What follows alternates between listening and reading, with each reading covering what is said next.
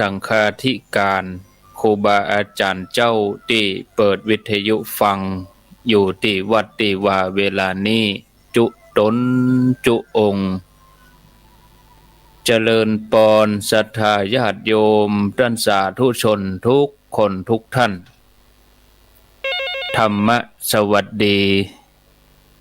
สวัสดียามค่ำคืนของวันพุธที่6เดือนมกราคมพุทธศักราช2564วันนี้เป็นวันเดือน4เหนือแฮม8ค่ำพร่ำว่าเป็นวันพุธกลางสัปดาห์ต้นเดือนต้นปีแล้ววันนี้ก็เป็นวันพระวันศีลโดยเป็นวันพระวันธรรมสวนะมาพบกับญาติโยมท่านสาธุชนทั้งหลายในรายการอู้จาภาษาธรรมเป็นประจำทุกวันพุธตามปกติแล้วในวันพุธนี้ญาติโยมจะได้ฟังการสนทนาธรรมโดยท่านพระครูสถิตสารคุณแล้วก็ท่านพระครูกัลยาณปราโมทย์ซึ่งตามปกติท่านก็จะมาดำเนินรายการปกปะศรัทธาญาติโยมท่านทั้งหลายแต่เนื่องจากว่าขึ้นต้น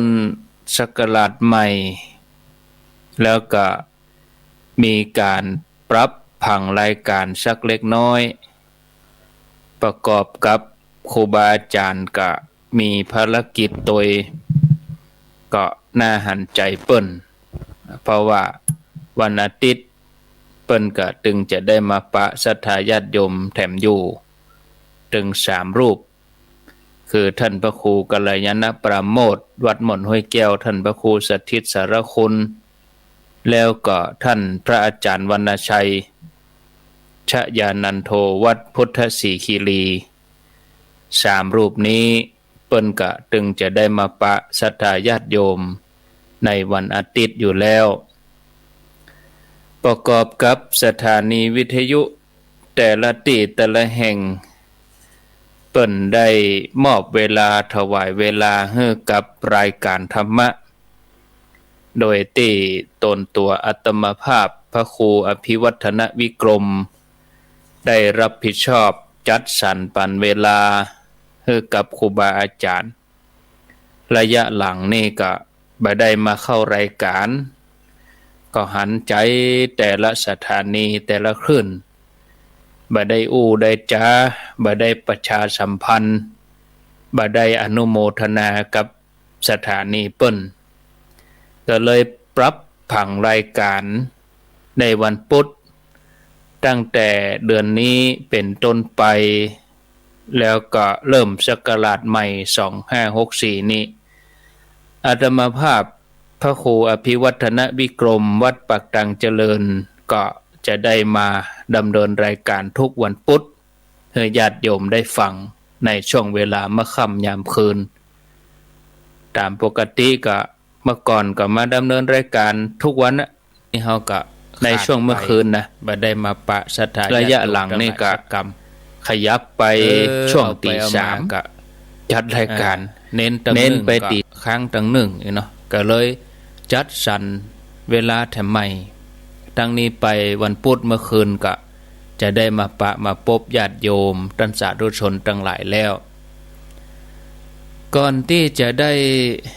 นำเข้าสู่รายการนั้นก็วันนี้วันศีล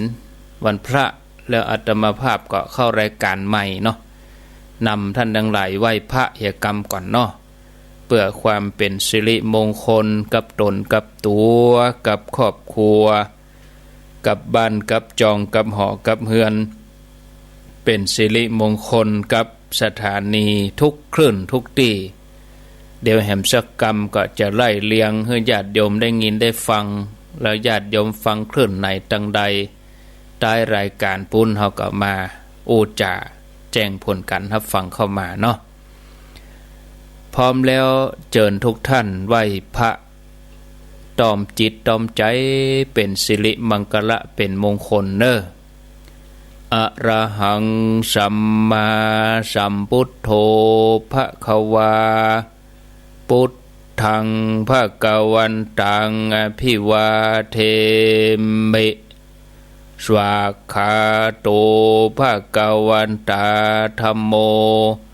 ธัมมังนามัสสามิสุปฏิปันโนภควันโตสาวกสังโฆสังฆังนามามิกับหนึ่งกับสองกับสามกับนึกถึงกุณพ่อกุณแม่ของเฮาเนกับนึกถึงกุณครูบาอาจารย์กับพระเรียบร้อยก้อยขยับขยายนั่งตามสบายนอนฟังหันก็ได้ตอนนี้ไปเจิญทุกท่านได้ฮับปอนเพื่อความเป็นสิริมงคลกับตนกับตัวกับครอบครัวกับบ้านกับจองกับหอกับเฮือนเนอะญาติโยมท่านทั้งหลายพร้อมแล้วก็ฮับปอนกันเสียก่อนเนาะสัพปีติโยวิวัชชันตุสัพพะโลโกวินัสสันตุมาเตภวัตวันตรายโยสุขีทีคายุโกภวะอภิวาตานะสีลิสะนิจจังวุธาปจายโนจัตตาโลธัมมาวะทันติอายุวันโนสุขังปะลังต่อไปก็จะเป็นคาถาไล่โควิดเนอะญาติโยมแต่งโดยพระเดชพระคุณพระเทพเวทีรักษาการเจ้าคณะภาค6คาถาไล่โควิดเนาะสัพพะโลกะวินิมุตโตโควิดโลโควินัสสันตุมาเตภวัตวันตรายโยอายุวันโนสุขังปะลังสาธุสาธุสาธุอันนี้ได้อนุโมทนากับสถานีวิทยุกำก่อนเนาะแต่ละคลื่นแต่ละที่สถานีที่มีเข้ามาใหม่นี่กะ 90.25 ญาติโยมทั้งโซนแม่วางสันปะตองหางดงเนาะได้ติดตามเข้ามาต่อไปนี้ก็จะได้ไล่เลียงอนุโมทนาสถานีแต่ละที่แต่ละแห่งเสียก่อนแล้วก็ปั่นปอนเฮือเปิ้นเฮกรรมเนาะ FM 103.50 ดอยหมอกเรดิโอในทีมงานของคุณดารุณีอำเภอเวียงป่าเป้าเจียงไฮ้ข้ามไปถึงตั้งญาติโยมตั้งแม่สวยตั้งวังเหนือเนาะตั้งสายเหนือก็ดอยหมอกเรดิโอสายใต้นี่เขาก็ฟังที่แม่ขจารโมเดิร์นนะเมื่อคืนนี้ก็บ่แน่ใจเนอะคืนนี้นะแต่วันจันทร์นี่เปิ้นรับกู้รายการม่อนจอมพอแต่คืนนี้เป็นเน้นหลักเนาะก็เดียวก็จะได้ไล่เลียงแต่ละรายการให้ญาติโยมฟังก่อนอื่นนั่นก็อนุโมทนาสถานีวิทยุให้ครบถ้วนกระบวนความเนาะ 99.25 เมืองพานเรดิโออำเภอพาน 106.75 สถานีวิทยุคนฮักพะเยาอำเภอเมืองจังหวัดพะเยาเมืองปานเรดิโอจังหวัดลำปาง 106.0 สถานีวิทยุสตาร์เรดิโออำเภอเมืองลำปาง FM 101.25 อำเภอเมืองลำปางบ้านแป้นเรดิโอ 96.25 บ้านแป้นเรดิโออำเภอเมืองจังหวัดลำพูนสถานีวิทยุคนเมืองน่านวิทยุเมืองน่านอำเภอภูเพียงจังหวัดน่าน FM 104.50 วิทยุชุมชนคนเมืองลี้ 103.75 คณะสงฆ์อำเภอฝาง FM 100.25 ห้วยตองซัก 98.75 คลื่นธรรมะของชุมชนวัดห้วยตองซักอำเภอจอมทองวิทยุชุมชนคนนาน้อยอำเภอนาน้อยจังหวัดน่าน 91.50 แล้วก็ที่สันโก้งเรดิโอสันโก้งเรดิโอนี่ตั้งอยู่ที่บ้านเลขที่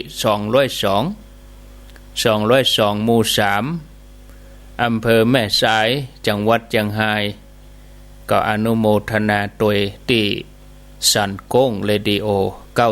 90.25 ตรงกันกับแม่วางนี่เนาะสันโก้งนี่ก็จะครอบคลุมอำเภอแม่จันเชียงแสนเชียงรายในทีมงานของคุณดารุณีนี่เหมือนกันแล้วก็บ้านต้าเรดิโอตำบลสีดงเย็นอำเภอชัยปราการ 91.75 บ้านต้าเรดิโอก็อนุโมทนาที่น้องใหม่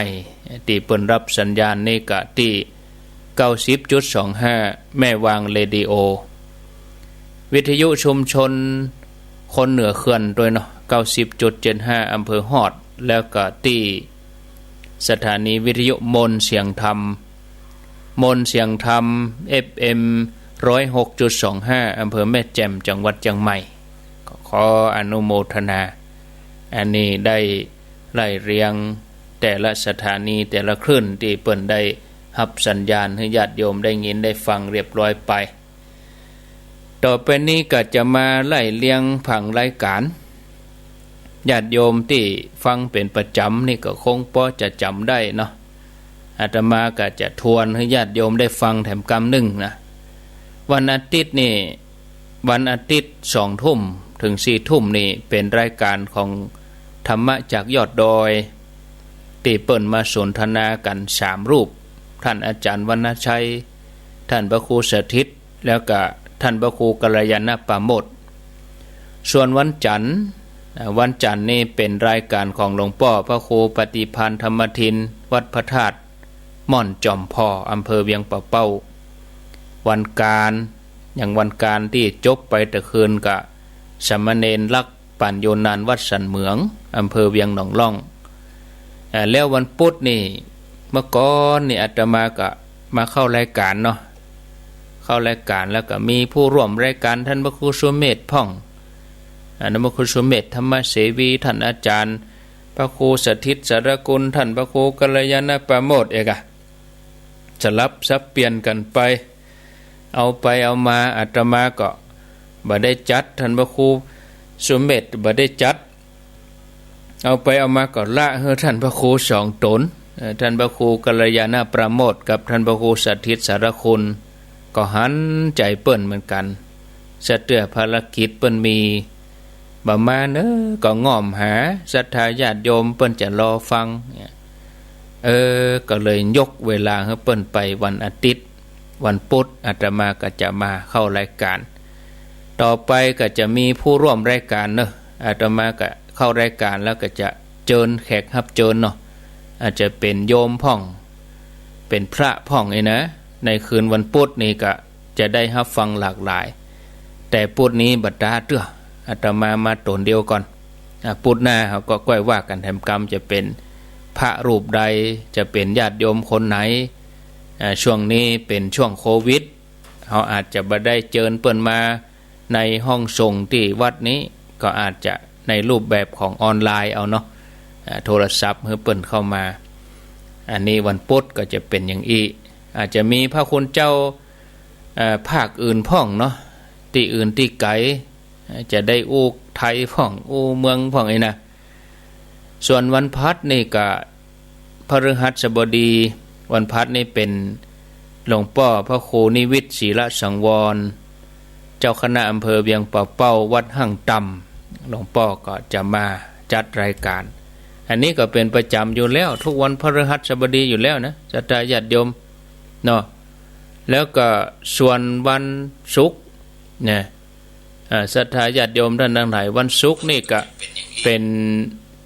วันพัดหลวงพ่อวัดหั่งต่ำวันศุกร์นี่ก็เป็นรายการของหลวงพ่อ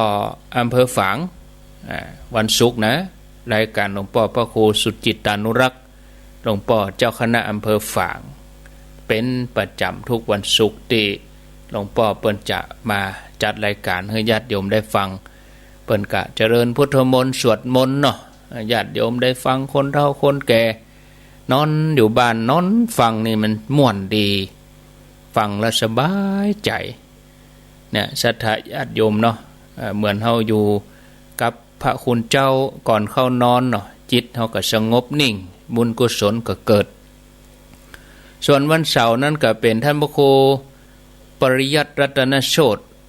นะพระครูปริยัติรัตนโชติหรือว่าท่านพระมหาเสาแก้ววัดห้องกูอำเภอเวียงป่าเป้าเป็นประจำทุกวันเสาร์และวันติดกับท่านอาจารย์วรรณชัยอันนี้แจ้งให้ญาติโยมท่านทั้งหลายเนาะขออนุโมทนาตอนนี้ไปอาตมาภาพก็จะมานำเสนอสาระธรรมะธรรมะให้กับศรัทธาญาติโยมท่านสาธุชนทั้งหลายได้ฟังช่วงนี้เป็นช่วงโควิดเนาะจะให้ญาติโยมเขาฟังเรื่องโควิดแต่จิตบ่ตก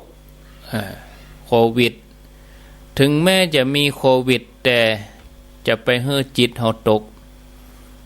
ยิ่งบัดเดี๋ยวนี้นะศรัทธาญาติโยมข่าวสารมา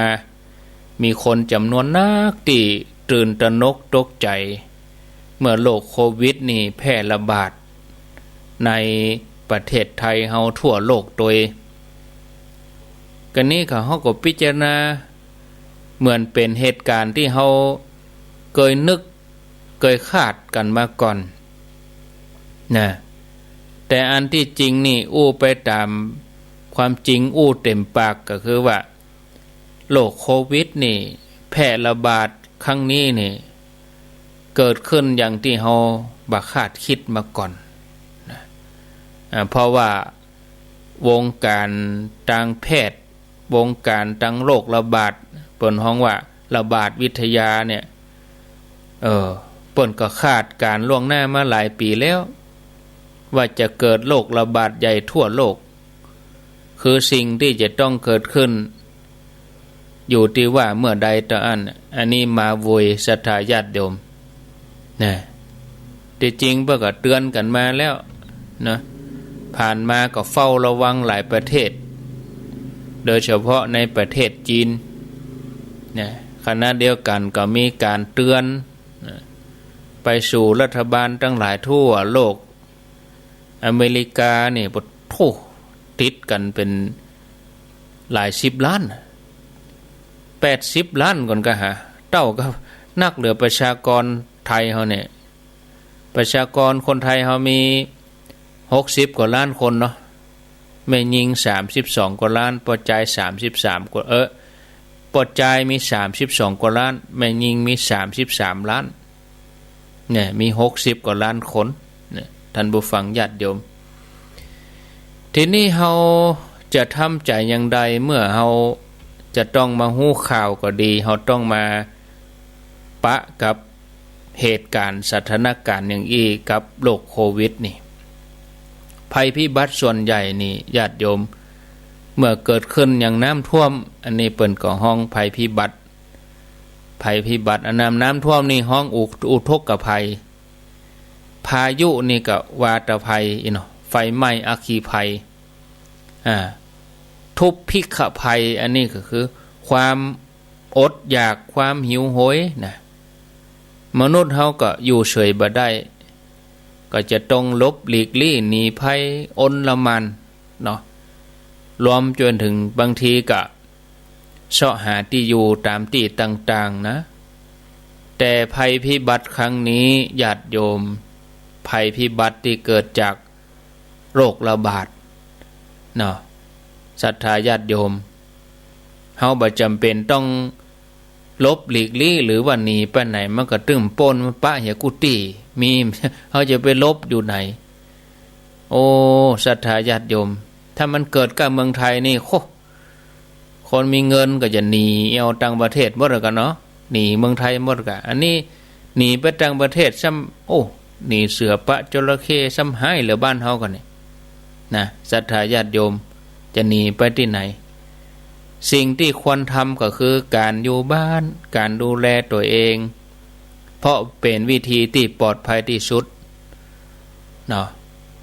เฮาพอในแง่นี้เฮาก็นับว่าเฮาโชคดีนะบ่ต้องไปลบหลีกลี่หนีภัยเฮายังกินได้นอนได้เนาะกูคนในครอบครัว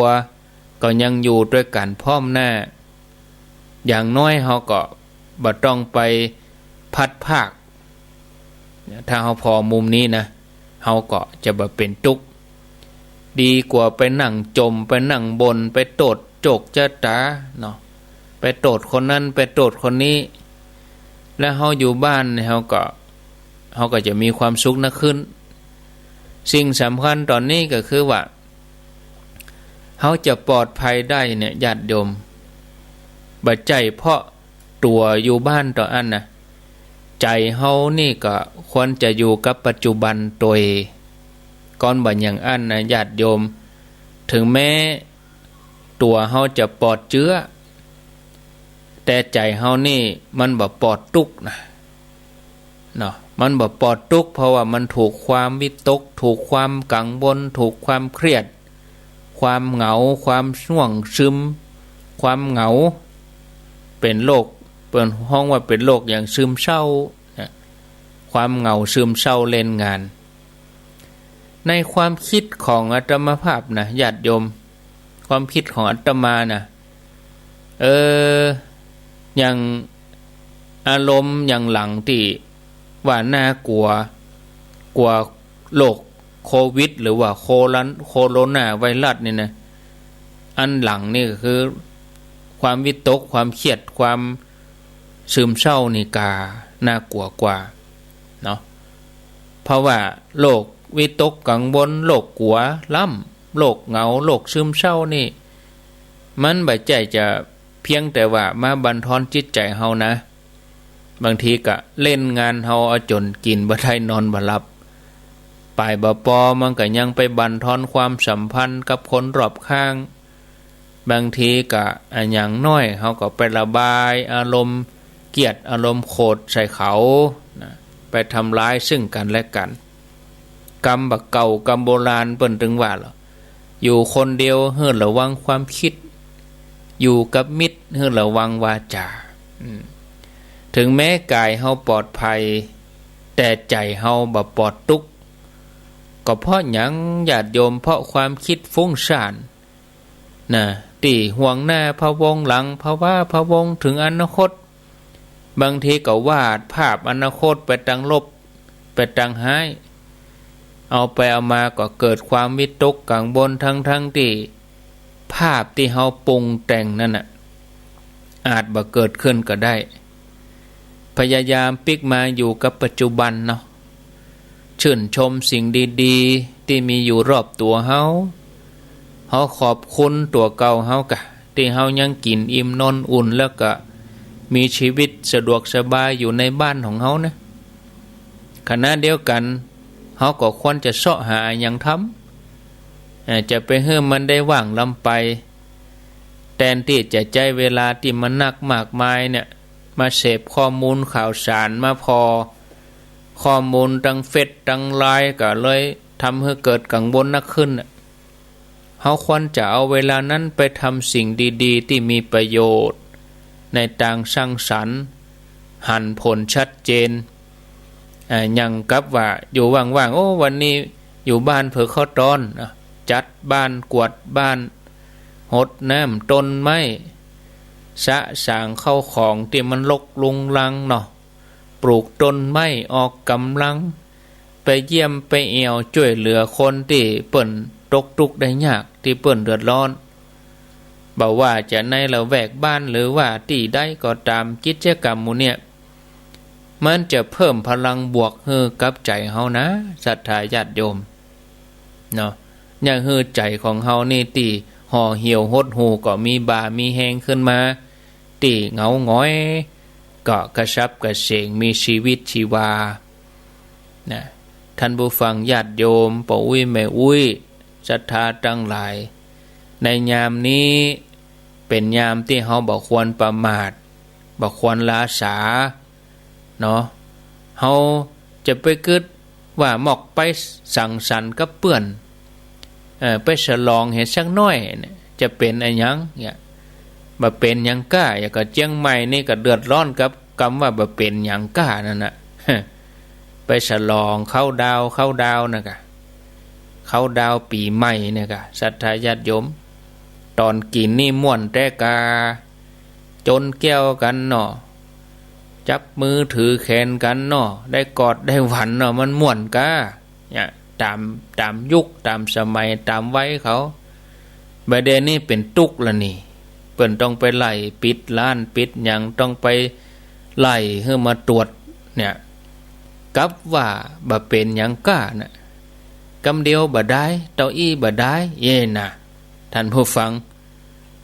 คนที่เกิดอย่างนี้ก็ติดเชื้อมาละติดเชื้อมาก็มาแผ่คนรอบข้างในครอบครัวนักต่อนักแล้วบางคนก็ถึงขั้นต้องเสียชีวิตเนี่ยทำให้คนที่เฮาฮักนั้นต้องมาติดโรคมันก็เวลามีความคิดแบบนี้ก็ให้ตั้งสติเอาไว้นะขณะเดียวกันก็จะไปปล่อยให้ความกลัวความตื่นตระหนกครอบงำเฮาจนเฮากึดไปเอาคำว่าเป็นวิตกกังวลจนเป็นประสาทถึงกับกินบ่ได้นอนบ่หลับดีบ่ดีพอคนอื่นแปลกหน้าก็เป็นตัวแพร่เชื้อไผมาจามที่ไหนไผมาไอที่ไหนหรือว่าคนต่างจังหวัดมาก็เป็นภัยคุกคามไปอย่างอี้ญาติโยมมันถูกสร้างข้อมูลอย่างอี้เข้ามาอย่าให้มีสติหูศรัทธาญาติโยมความตื่นตระหนกความเครียดนะจะไปปล่อยให้มันมาบงการความคิดเฮามาบงการกำอู้การกระทำของเฮาจนเฮาเป็นทุกข์แล้วไปบ่พอก็ยังสร้างทุกข์ให้กับคนอื่นโดยเนาะถ้าเฮาสมมตินะศรัทธาญาติโยมบอกว่าเฮาก็บ่อยากจะให้มีแต่ก็บ่ควรจะมีเนาะอันนี้สมมติว่าตัวเฮาติดไวรัสโคโรนาไวรัสนี่นะจะมาเฮาคนรอบข้างเฮาก็ดีเนาะใกล้ตัวเฮามาทุกทีเนาะในอำเภอเฮาในจังหวัดเฮาในตำบลเฮานะอย่างแรกนี่ก็คือที่ควรทำคือตั้งสติให้ดีจะไปตื่นตระหนกป่วยกายแล้วก็บ่ดีปล่อยให้ใจป่วยตัวป่วยกายนี่ย่ำต่อใดนะแต่ว่าป่วยใจเมื่อใจเป็นทุกข์นี่มันก็ยังคูณ3เข้าไปเลยศรัทธาญาติโยมทีนี้เฮาก็ควรจะเกิดว่าคนที่เป็นโรคไวรัสโควิดเนี่ยหรือว่าโคโรนาไวรัสเนี่ย 80% นี่มีอาการบ่หนักนะเนาะ 15% นี่ก็ไปโรงยาถ้าเข้าโรงยาตันนะป่นยาสุดท้ายก็หายอยู่เฮามาพอสถิติเนี่ยหายไป2 ปัน 3 ปันอีนะเปิ้นก็หายอยู่ดุนะศรัทธาญาติโยมขณะเดียวกันก็ต้องดูแลจิตใจไปด้วยแล้วก็ต้องยอมรับสิ่งที่มันเกิดขึ้นบัดดีไปพักใส่ไล่ส่งบัดดีไปตีโพยตีพายน้อมใจให้เป็นสมาธิจิตเฮาก็จะบ่ได้ว้าวุ่นสวดมนต์โดยซ้ำดีน้อมนึกถึงพุทธคุณธรรมคุณสังฆคุณศรัทธาที่เกิดขึ้นนั่นก็จะช่วยให้จิตของเฮามีพลังเกิดปีติประโมทผ่อนคลายจิตเฮาก็จะได้เบาสบายจากนั้นก็ฟื้นตัวได้เว้ยนะเบิ่นมานานมันก็ผ่านไปศรัทธาญาติโยมแต่ว่าวิกฤตโรคโควิดครั้งนี้นะศรัทธาญาติโยมมันบ่เมินบ่นานมันก็จะผ่านแต่เฮาบ่ควรจะปล่อยให้มันผ่านโดยที่บ่มีประโยชน์อะไรหยังเฮาควรจะไม่เฮียนฮู้กับเหตุการณ์ครั้งนี้นะเฮาก็จะได้เตรียมพร้อมรักษาสุขภาพของเฮาทุกคนก็จะต้องหันปีกมาดูแลสุขภาพตัวเองทั่วโลกเลยอันนี้ต้องปฏิบัติอย่างจริงจังเพื่อจะ หับมือกับโลกใหม่มาแถมเนี่ยโอ้มันจะมีอยู่กะท่านอาจารย์ก็มีนะกะมันถึงมีตราบใดที่มนุษย์เฮาวิวัฒนาการด้านการแพทย์มันดีต่อใดเชื้อโรคมันก็ต้องพัฒนาตัวเองขึ้นไปแถมก็เหมือนโจรกับตำรวจนะกะมันก็ต้องเก่งกันไปแถมขึ้นไปแถมมันต้องออกแหงหบกันหน่อยอะกะเนาะศรัทธาญาติโยมอันนี้มันก็จะมีขึ้นมาทีขึ้นเรื่อยๆแต่ก่อนนี่โลกมาตั้งสัตว์เอาสัตว์เป็นพาหนะโลกหูดับกาโลกดับแข็งกามนุษย์เฮามากลัวมันก็ญาติโยมเนาะโลกไข้หวัดนกกาโลกมาลาเรียโลกอหิวาวันนโลกหมู่นี้ก็มันกลัวแบบเดนี้เชื้อโรคก็อาศัยมนุษย์เฮานี่เป็นพาหนะญาติโยมท่านทั้งหลายที่มนุษย์เฮาอาศัยบนโลกแกนนี้เฮาก็ว่าอากาศทุกอย่างอุณหภูมิเหมาะสมสำหรับสิ่งมีชีวิตอยู่รวมไปจนถึงมนุษย์เฮา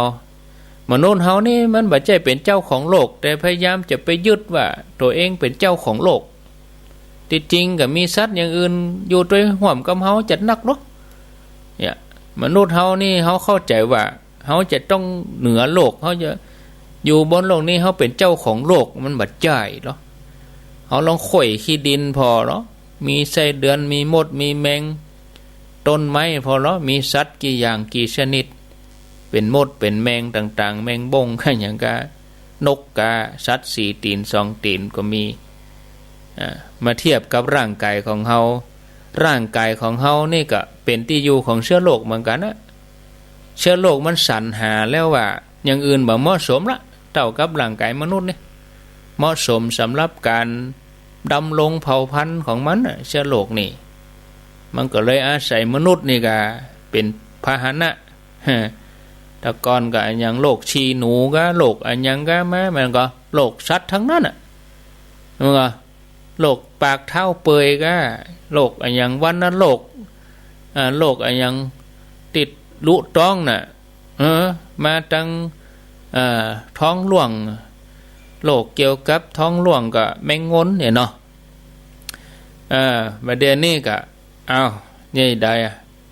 เมื่อวิวัฒนาการโลกมันเจริญขึ้นไปมนุษย์นี่ใครล้ำไปแล้วเนอะอย่างกันเนาะธรรมชาติเปิ้นก็เลยเอาละกับนี่ต้องจัดสรรแต่ก่อนนี่ถ้าว่าปริมาณคนมันเกินคนว่างๆนี่มันเกิดอย่างดอกถ้าเขาอู้ถึงระดับโลกนะเมื่อว่างล่ำแม่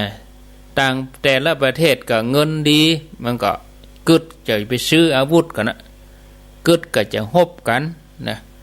สังเกตกับญาติโยมก่อนโควิดจะมา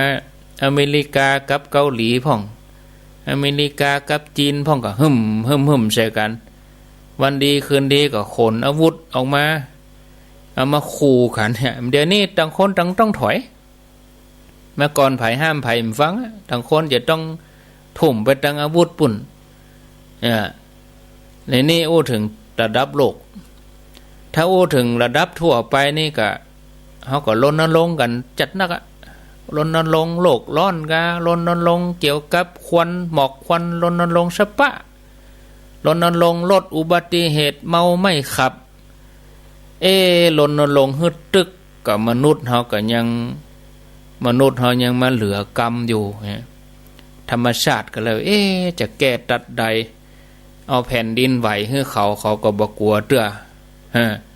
ส่งน้ำเมื่อน้องเขาก็บ่กลัวเตื้อเอาภัยแล้งมาให้เขาก็บ่กลัวเตื้อมันแก้ตัดใดดีก็เลยปรับความสมดุลให้โลกมันสมดุลกันก็เลยมาต้องแก้ที่มนุษย์เนี่ยเนาะมาแก้ที่มนุษย์นี้ศรัทธาญาติโยมอันนี้โลกเปิ่นกำลังปรับความสมดุลประเด็นนี้เมื่อยุดทุกอย่างแล้วมันก็โลกก็ดีขึ้นเนี่ยศรัทธาญาติโยมมันก็ท่านผู้ฟังญาติโยมทั้งหลาย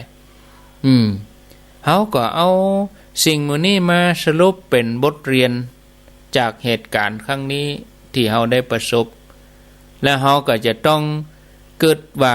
สุขภาพเป็นสิ่งสำคัญแล้วนะดังนี้ไปเขาจะมาดูแลอย่างใด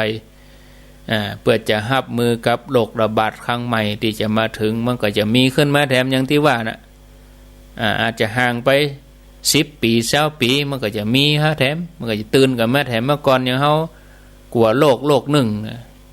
เมื่อ20 ปี30 ปีก่อนนี่กลัวอย่าคนเป็นอย่างน้อยก็มาโตดมดตายกับโรคนี้ HIV เมื่อประเด็นนี้มียาต้านมียาอย่างขึ้นมากับมนุษย์เขาก็บอกกลัวเขาเปิ่นมีศีลมีธรรมขึ้นมาบอกกลัวศีลธรรมนี่มกลัวอันนี้เอาละเอาตายเตะก็กลัวเตะเนี่ยคำนี้ศรัทธาญาติโยมเนาะมันอยู่หน้าแข้งนี่แล้วงูงูมันอยู่หน้าแข้งนี่แล้วเนาะศรัทธาญาติโยมนี่แต่ก่อนเขาก็มัวเมาไปทำลายป่าบยุทธ์บยั้งขยายที่ทำกินที่อยู่อาศัยนอกจากทำลายป่าแล้วก็มีโอกาสไปทำลายสัตว์หมู่นี้มันก็หนีหัวซุกหัวซุนเนาะศรัทธาญาติโยมมนุษย์เขาเอาเข้าก็นอกจากจะเบียดเบียนธรรมชาติก็ไปเบียดเบียนสิ่งแวดล้อมนะศรัทธาญาติโยมทั้งหลายนี่เอาไปเอามามันประเด็นนี้แก่ตีคนอย่างเดียวมันแก่อย่างอื่นมันนักต่อนักละไปลนลงกับเชียงงบประมาณเชียงหันเชียงนี่เอาแก่ตีคนอย่างเดียว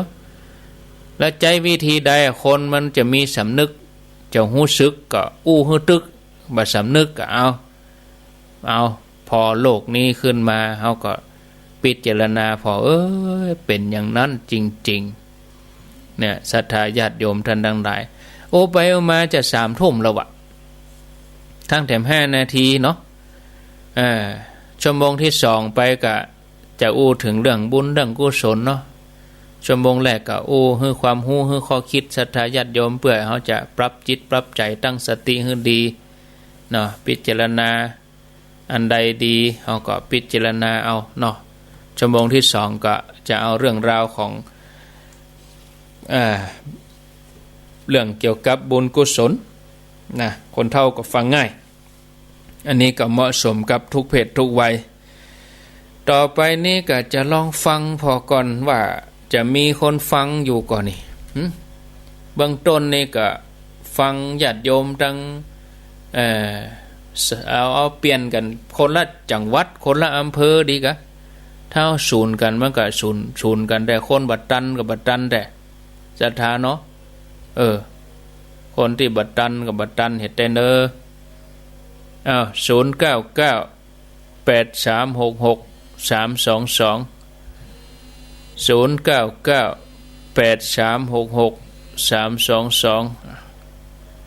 จริญปนไม่กาเจ้าบางจำไม่วางแม่วางไม่วางรีโอจำไม่วางสิฟังชัดดีก่อถ้าเก่งเจ้าจะรู้เรื่องฟังจนจบเลยอยู่บ้านหยังบ้านสวรรค์บ้านไม่สวรรค์เนาะฟังชัดเจนดีแล้วก็มันจับมันน้อยแค่คอเกี่ยวมันคือเจ้าเดี๋ยวนี้ดีแล้วเนาะเจ้าวันจันทร์เลยเจ้าเดี๋ยวมันถึงจะวันจันทร์นี่เป็นตาปุ่นไม้ของหลวงป่อปุ่นกะที่ดังนี่เป็นตาไม้ของเปิ้นปุ่นอ่ะเจ้าต้องสอนเลยเจ้าโมทนาเนออันนั้นเป็นตาไม้เปิ้นนะถ้าวันจันทร์นี่นะไม้เปิ้นมันหำเนาะยินดีโมทนาเจริญปนเจ้าข้าพเจ้าเจ้าท่านพระครูจากดังใดเจ้าพะเยาเจ้าแม่ใจสีถ้อยเจ้าแม่ใจเจ้าตำบลสีถ้อยแม่ใจสีถ้อยฟังชัดดีเนาะชัดเจนดีเนอะติดตามตลอดเนาะเจ้าฟังตลอดกุศลกุองค์เจ้าดีละกะเจ้า หนาวก็ดีจังไหมนี่ โอ้วันนี้เช้าปลายแบบป้อหนาวอุ่นมาละ เจ้า ป้อนหนาว ที่ ต พะ อนไหน เยาก็อุ่นขึ้นมาละ วัน2 วันนี่อุ่นมาเหรอ เจ้าเจ้า โมทนา เจ้า เจริญปนจากดังใดปวงเป้าจอมตอง ฟังคลื่น98ก็98.75ฟังตลอดทุกวันเนาะโมทนาบุญโตยเนอสาธุสาธุเจริญปน ครับกล่าวว่าจากครับท่านอาจารย์ครับ ป่อบุญธรรม ครับฟังอยู่ครับ ชัดเจนดีเนาะ ครับชัดเจนดีครับ ป่อบุญ อยู่ ธรร ระ ม หว่างกีดักไปกำบบไปบุญ ฮะ ดับไปสัก2-3 วิ อ๋อ เนี่ย ดับไปกรรม ครับ เดี๋ยวนี้ดีแล้วก็ เดี๋ยวนี้ดีแล้วครับ อ๋อน่ากะมันดับบางสถานีเพื่อกะตัดเป็นเพลงไปสักหน่อย ขั้นรายการ จุโรท่านว่าอย่างทำนั่นน่ะบบไปบุญไหนเสียละ ยังก็ นักกดสัก3-4 วิเนี่ยมาแล้ว เดี๋ยวปิกมาแล้วมันเที่ยวกับอินเทอร์เน็ตพ่องเลยกะ แต่เห็นเนี่ยเนาะ อินเทอร์เน็ตมันรุดนะครับยินดีเนอ ครับกล่าวว่าสาค สา รับ ธุเจริญปนเจริญปนตะกี้หลุดไปขออภัยนะโยมเนอะขออภัยสัญญาณหลุดไปนิดหน่อย ขอบคุณช่างเทคนิคตัวเนาะเจริญปนเจริญปนติดแล้วสายใหม่มา0998366322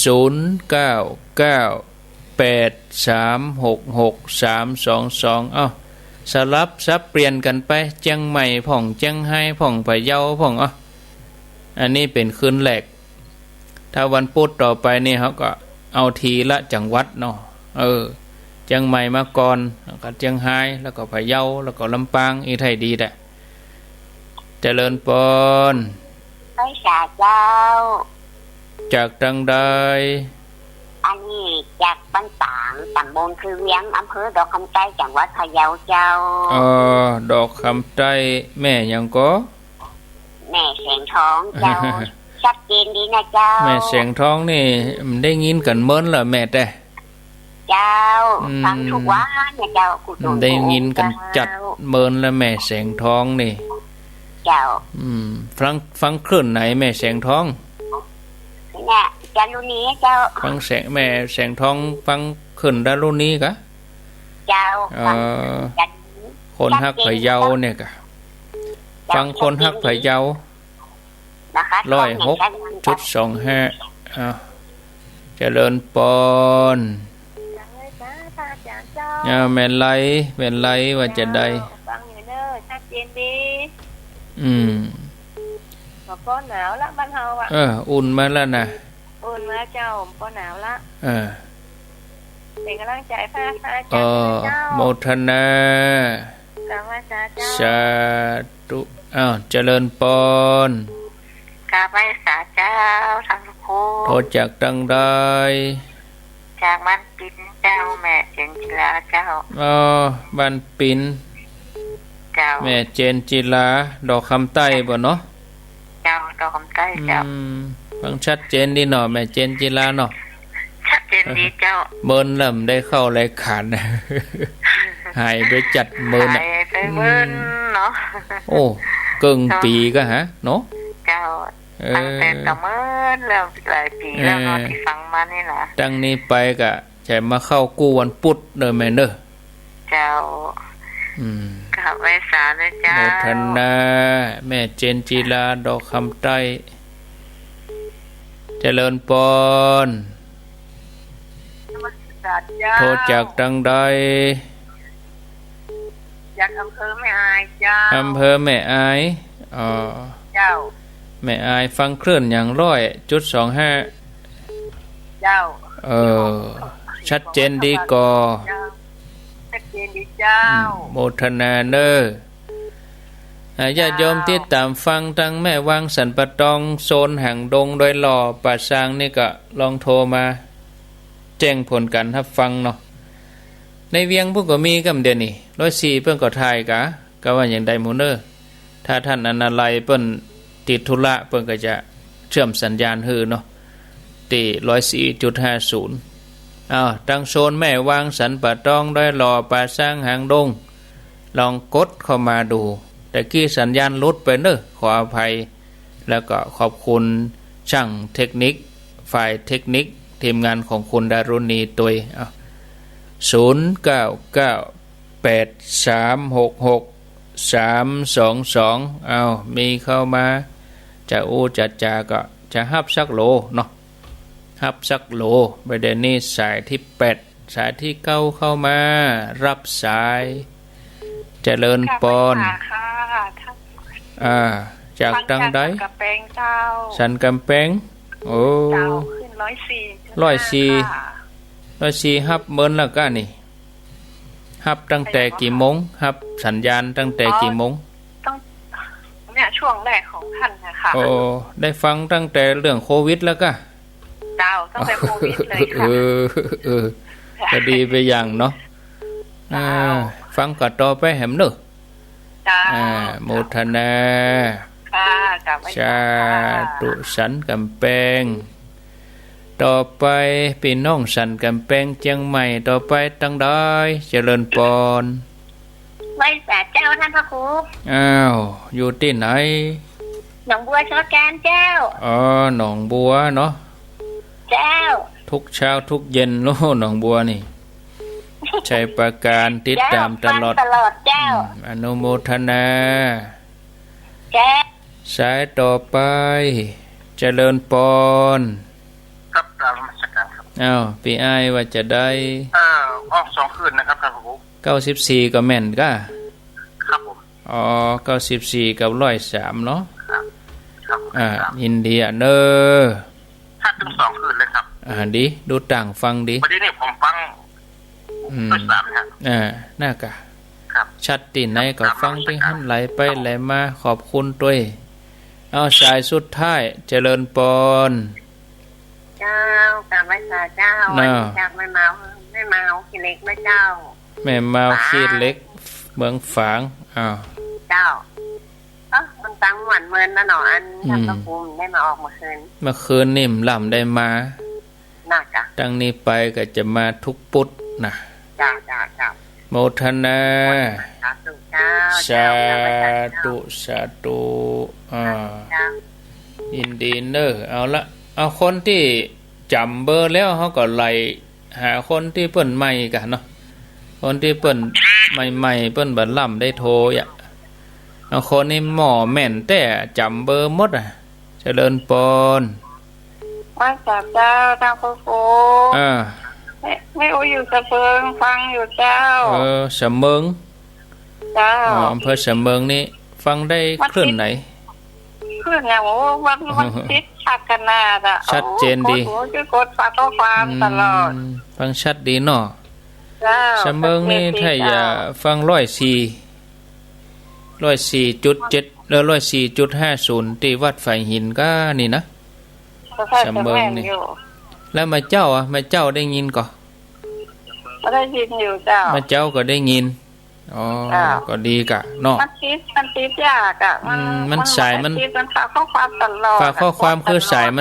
มันซ่อนกันอย่างแม่อู้เนี่ยไงแม่อู้กับอาตมาเดี๋ยวนี้คนอื่นก็โทรมติดเหมือนกันนะนั่นแหละก็นั่นแหละโอ้ยากจ้ายินดีเนอโชคดีเนอโชคดีเหมือนเดียวกันเตะทางม้วนๆเนอสาธุว่าจะฮับ12ก็ย่นมานี่เป็นหยังเจริญปอนปิดวิทยุเหตุกรรมก่อนน้อเจริญปอนจากดังใดอันนี้ว่าแต่เจ้าการพระครูรู้จักไหนลำปางเจ้าลำปางแม่พัดชื่อแม่พัดเจ้าแม่พัดลำปางนี่อำเภอเมืองลำปางฟังคลื่นยังแม่คลื่น 100.25นี่ก็เจ้าสตาร์เรดิโอกะเจ้าอ๋อฟังทุกคืนหน่อยแม่เนาะทุกคืนนะทุกแม่พัดอายุเท่าใดแม่พัด85แล้วเจ้าโอ้85แล้วเจ้าเสียงยังหนุ่มอยู่แหละเนาะอันยังก็โอ้สิเต่งกดขนาดไหนก็ได้ก็เจ้าเม็ดเที่ยงมันจึงบ่ติดอันนี้ยังได้แม่เขียนไว้กะเขียนเบอร์โทรไว้กะไหนว่าเบอร์โทรศัพท์เนี่ยแม่เขียนไว้กะตะกี้ก็โทรบอกว่าอันเด็กนี่โทรไปอักมาได้จะได้นี่อันนี้ก็พอนี่แล้วก็มันตรงกันนี่ว่าบ่ได้จะได้นี่มันสายซ่อนกันนะเจ้าถ้าเฮาอู้กันอย่างเฮาอุ้ยแม่มีคนอื่นก็โทรมติดเหมือนกันน่ะเจ้าซ่อนกันมาน่ะยินดีเด้อเอาล่ะเนาะสาธุเอาติโทรบ่ทันเป็นหยังจะไปน้อยใจเอาไว้ตายชั่วโมงถ้าบ่รับเด้อนะถ้าบ่รับเด้อก็ค่อยโทรมาเนาะขอบคุณเด้อคนที่แม่นก็แม่นคนที่หม้อก็หม้อแต่ก็เดี๋ยวเฮาต้องปั่นตากันเอาช่วงแรกเอาวันพุธนี้พุธแรกนี่ก็อนุโลมไปก่อนถ้าพุธหน้านี่เฮาก็เอาช่วงแรกคือคนใหม่โทรมาช่วงที่2คือคนเก่าอีกดีก็ห้อมปั่นกันนี่ในคนที่เปิ้นจำเบอร์เปิ้นก็จำเปิ้นก็แม่นแต่คนที่จะโทรมาใหม่ๆก็บ่ได้โทรสักคำเนี่ยก็เดี๋ยวก็หันใจเหมือนกันพุธต่อไปเฮาก็ปั่นกันเป็นจังหวัดเนาะเอาเชียงใหม่เข้ามาเชียงรายเข้ามาพะเยาเข้ามาลำปางเข้ามาเนี่ยอันนี้เอาไปมาละปูนบ่ได้เข้ามาสักท่านละปูนบ่ได้เข้ามาสักเบอร์นะเมืองน่านก็บ่ได้มานะนี่เนาะเดือนหน้านี่เฮาปั่นกันเป็นจังหวัดอ้าวจังหวัดละ5สายอีดีกะเชียงใหม่5สายเว้ยไฝเว้ยมันเชียงราย5สายเว้ยไฝเว้ยมันพะเยา5สายบ่ว่าอำเภอใดก็แล้วกันอีดีกว่าเนาะไล่หากันเนาะลำปางเนี่ยเมืองน่านเนี่ยเมืองน่านนี่เต็งกดขนาดละกดจะได้มันก็บ่ทันเขาท่านพระครูอ้าวขอบคุณก็เดี๋ยวฟังธรรมะต่อสายที่1บ้านใหม่สวรรค์ว่ะบ้านใหม่สวรรค์อำเภอแม่วางนี่ฟัง 90.2 เยาแม่ใจสีถ้อยสายที่3ควงเปาจอมตองฟัง 98.75 สายที่4ก็ปอบุญธรรมโป่งหนองเวียงป่าเป้าสายที่5แม่ป๋าดอกคำใต้แม่แสงทองแม่แสงทองดอกคำใต้พะเยาสายที่6แม่ไลภาพเตจะเวียงป่าเป้าสายที่7แม่เจนจีลาดอกคำใต้สายที่8แม่อายเมืองฝางพุ่นนะฟัง 100.25 แม่สายก็ย่ำได้เข้ามาสักสายเตื้อนี่แม่จันแม่สายเนี่ยเปิ้นเต้งกดแล้วเปิ้นโทรบัดตันอำเภอแม่จันเจียงแสนแม่สายเนี่ยเฮาก็ใครได้ยินพ่องเนาะอำเภอใหม่ๆอีนะสันกำแพงก็ยินดีต้อนรับก็ลืมไปว่า104จะฮับทุกวันพุธต้นเดือนนี่กันนี้เฮาได้ยินกันเนอะวันพุธเดือนไหนเตื้อที่ 104.5 ทุกวันพุธต้นเดือนเนอะญาติโยมก็มาปะกันทุกวันพุธต้นเดือนก็ขอบคุณด้วยเนาะ FM 104.5 สันกำแพงอันนี้โทรเข้ามาสายที่10ก็หนองบัวชัยประการ11อันนี้ปีอ้ายอยู่ประจันรายงานว่าเวียงป่าเป้าฟังถึง2คลื่นเลย 94.5 แม่ขจานโมเดิร์นแล้วก็ 103.50 โดยหมอกเรดิโอสายที่12แม่เมาเมืองฝางมแม่เมาขี้เล็กสายที่13เสมิงติดตามฟังที่ 104.50 สายที่14ลำปางจากเสมิงไปลำปางจังหวัดหรืออำเภอก็ว่าหมู่บ้านที่เปิ้นโทรมาเนี่ยบางทีเฮาก็เคยไปมาแล้วเนาะหมายถึงตัวคนฟังนะหมายถึงตัวศรัทธาญาติโยมเฮาเคยไปมาแล้วอำเภอนั้นอำเภอนี้อย่างบางทีคนพะเยาก็อาจจะบ่เคยหันเสมิงคำเตื้ออีเนาะคนลำปางก็อาจจะบ่เคยหันแม่อายอย่างกะคนเมืองฝางก็อาจจะบ่ได้ไปแม่ใจคำเตื้ออย่างเป็นดอกคำใต้อีเนี่ยเฮาได้ยินวิทยุเหมือนเฮาอยู่ใกล้กันแต่ ย่นระยะเข้ามาเหมือนเขาอยู่ใกล้กันรู้จักมาเกยกันได้ยินเสียงก็เหมือนเกยกันไปอย่างนี้นะแต่ก็น่าบุญอยู่ศรัทธาญาติโยมเนาะ3 ทุ่มกับ13 นาทีต่อไปนี้ก็จะมาบรรยายธรรม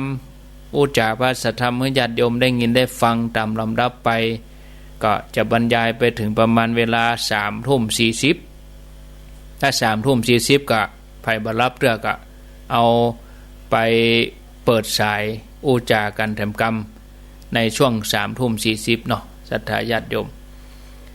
ในสังสารวัตรนี่เฮาจะเสาะหาเบื้องต้นท่ามกลางเบื้องปลายนี่บ่ฮู้จะเสาะหาอย่างใดในวัฏสงสารนี่ก็ยังมีเรื่องราวนักมากมายญาติโยมเป็นเรื่องที่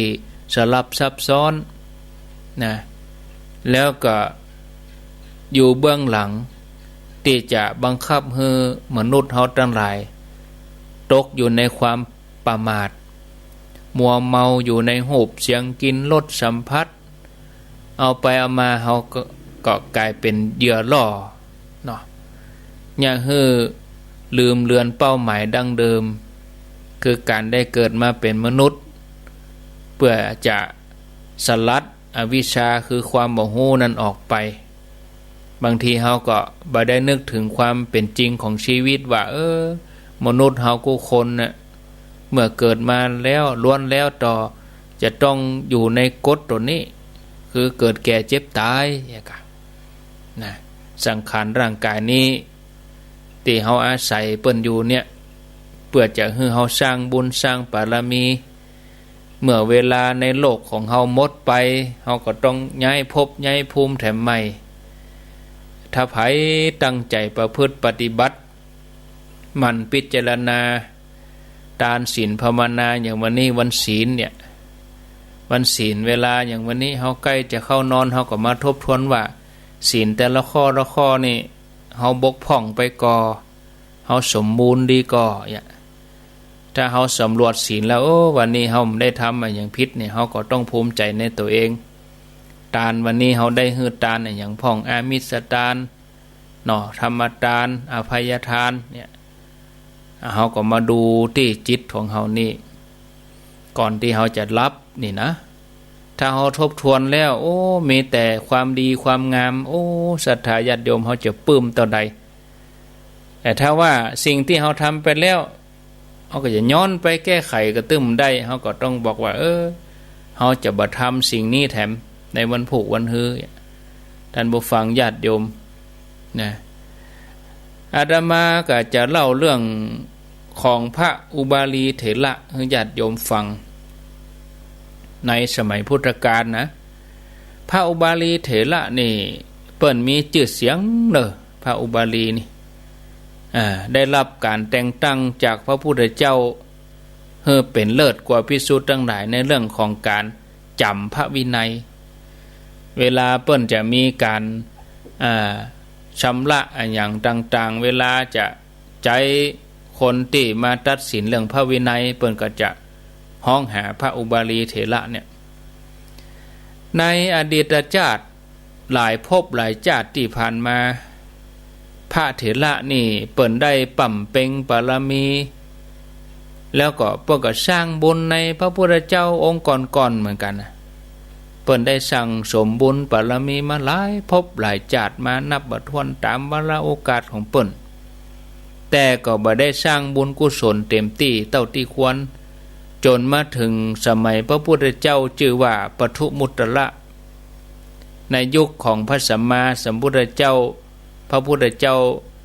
ปทุมุตตระนี่นะเปิ้นก็ได้มาสั่งสมบุญบารมีแถมมาจนถึงสมัยของสมณโคดมของเฮาพระพุทธเจ้านี่เปิ้นก็อุบัติเกิดขึ้นมาอุบาลีเถระเปิ้นก็เกิดมาสร้างบารมีกับพระพุทธเจ้านักหลายพระองค์พระอุบาลีเถระก็เป็นหนึ่งในจำนวนของอาชิติมหาสาวกของพระพุทธเจ้านั้นเปิ้นก็ไปเกิดในตระกูลใหญ่เนอะญาติโยมเมื่อเจริญวัยใหญ่มาแล้ว ก็ยังบ่มีโอกาสที่จะได้อาบน้ำฟังธรรมในสำนักของพระพุทธเจ้าแต่ท่านก็เป็นคนที่หันทุกข์หันโทษของการครองเรือนเนาะก็เลยสละตัวเก่าไปบวชเป็นฤาษีบวชเป็นฤาษีตั้งใจประพฤติปฏิบัติจนได้อภิญญา5สมาบัติ8อาศัยอยู่ที่หิมวันตะประเทศสมัยนั้นพระพุทธเจ้าปทุมมุตระเปิ่นประกาศพระสัทธรรมยังสรรพสัตว์ตั้งหลายน้อยใหญ่เฮอได้หูได้หันธรรมจำนวนนักศาสนาขององค์พระพุทธเจ้าปทุมมุตระก็เจริญรุ่งเรืองเมื่อพระองค์ทรง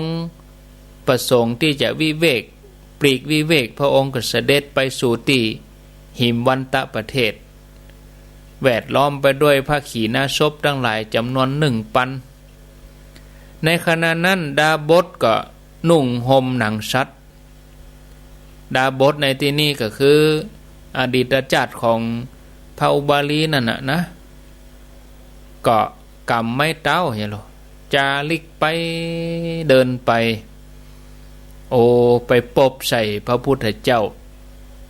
พระพุทธเจ้านี่เปิ่นมีฉัพพรรณรังสีเปล่งแจ้งมาแต่ไกลเหมือนพระจันทร์วันเพ็ญหรอแสงนวลตาดาบสนี่ก็มีจิตเริ่มใสในมหาลักษณะอันงดงามของพระพุทธเจ้าตั้งใจที่จะแปลงนางสัตว์ปฏิบัติแล้วก็ปาดเฉวียงบาแล้วก็ประนมไว้อัญชลีเหนือหัวเหนือเก้าถวายบังคมพระพุทธเจ้านะพระพุทธเจ้าปทุมมุตระนี่เปิ้นได้ฟังกรรมที่ดาบสนี่สรรเสริญเปิ้นก็อนุโมทนา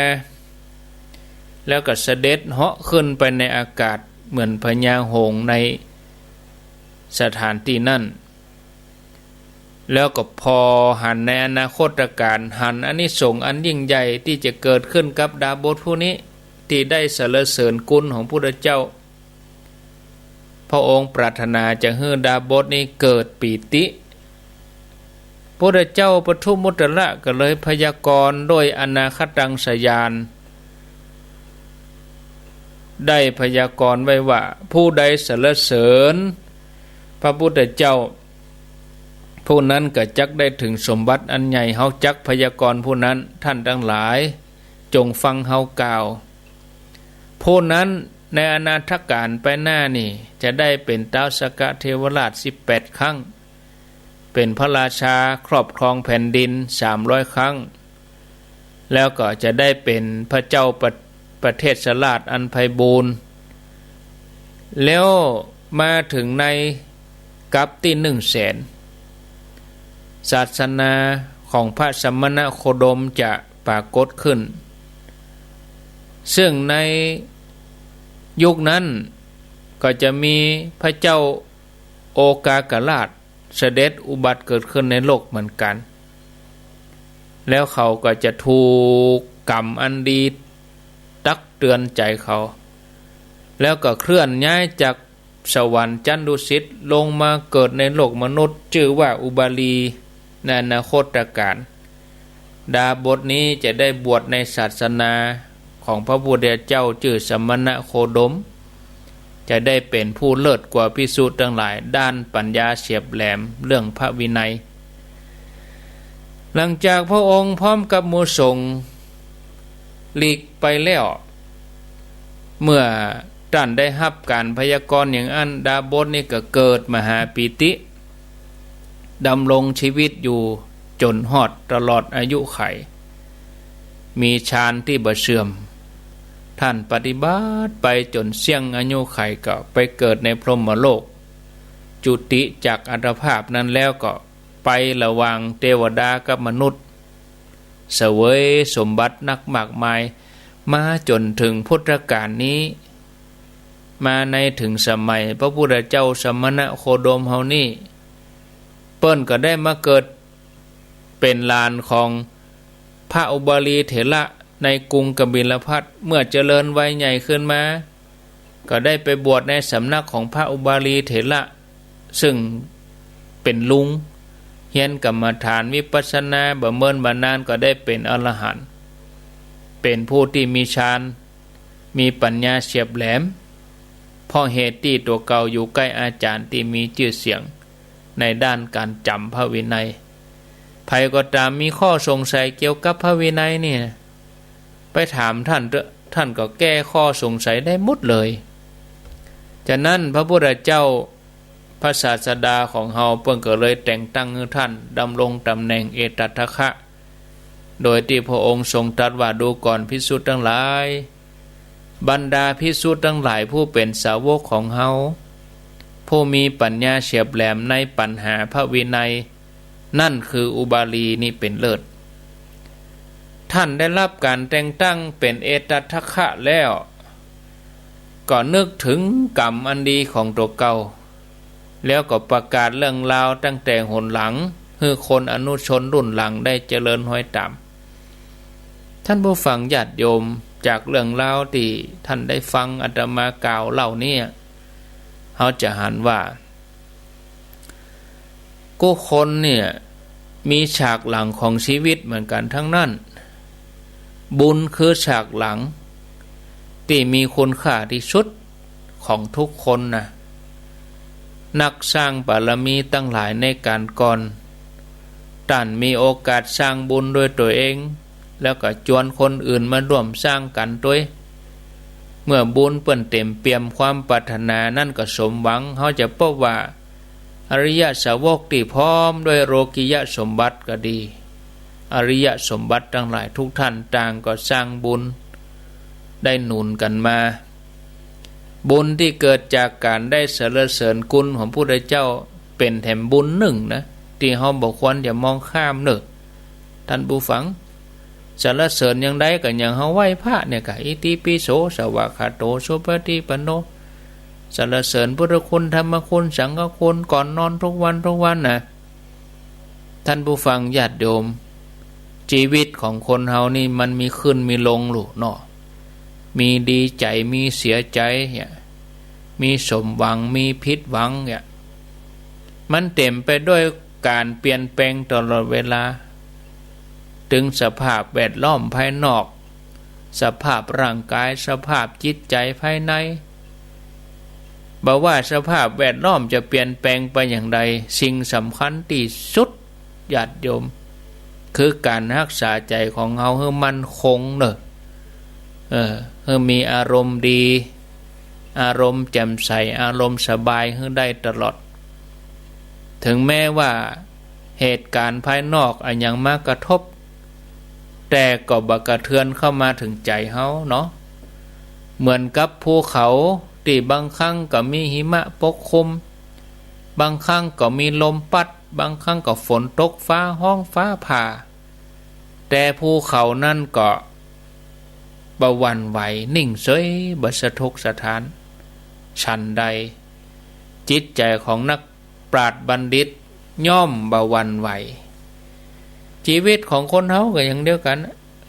จะต้องหนักแน่นเหมือนภูผาบ่ว่าประสบปัญหายังก็จังความลำบากเฮาประสบกับความหมุนไหวรอบด้านแต่ถ้าจิตใจของเฮาสงบสะอาดสว่างดีอีนะศรัทธาญาติโยมเฮาบ่หวั่นไหวต่อสิ่งมุนี้เหมือนภูเขาหินที่บ่หวั่นไหวต่อแรงลมที่มาจากทั่วทุกสารทิศพระองค์ทรงตรัสไว้ในสูตรหนึ่งสูตรนี้มีชื่อว่าปฐมบุญญาภิสันทสูตรทรงตรัสไว้โดยนักปราชญ์บัณฑิตเปิ้นแปลออกมาแล้วความว่าแม่น้ำทั้งหลายอันเป็นที่อยู่ของหมู่ป่าย่อมไหลไปสู่ทะเลอันเป็นที่รองรับน้ำใหญ่เป็นที่ขังน้ำใหญ่สุดที่ประมาณได้และเป็นที่เกิดแห่งรัตนะต่างๆฉันใดต่อสายทานแห่งบุญย่อมหลั่งไหลไปสู่บัณฑิตผู้ฮือตาน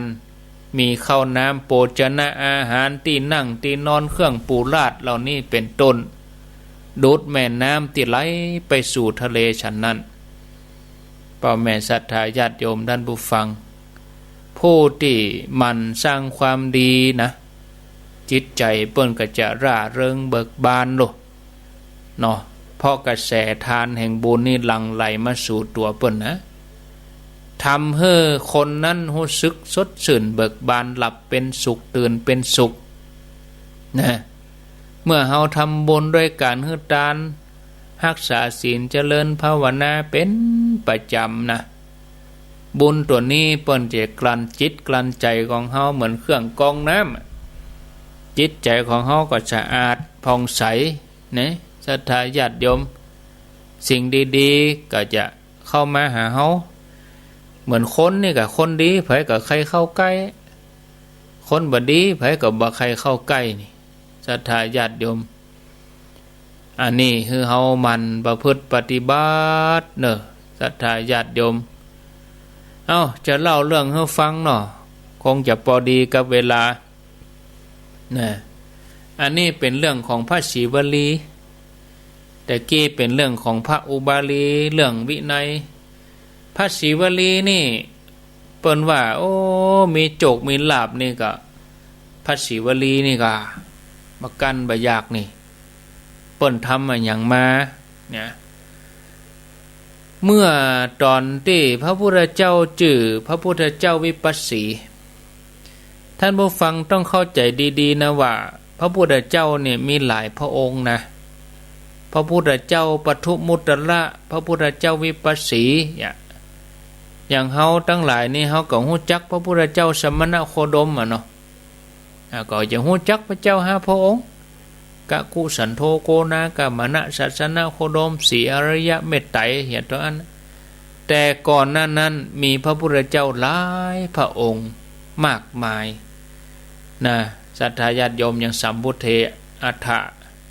วิสตินักกะเนาะนักพระพุทธเจ้านี่นะโมเมก็มีแต่ได้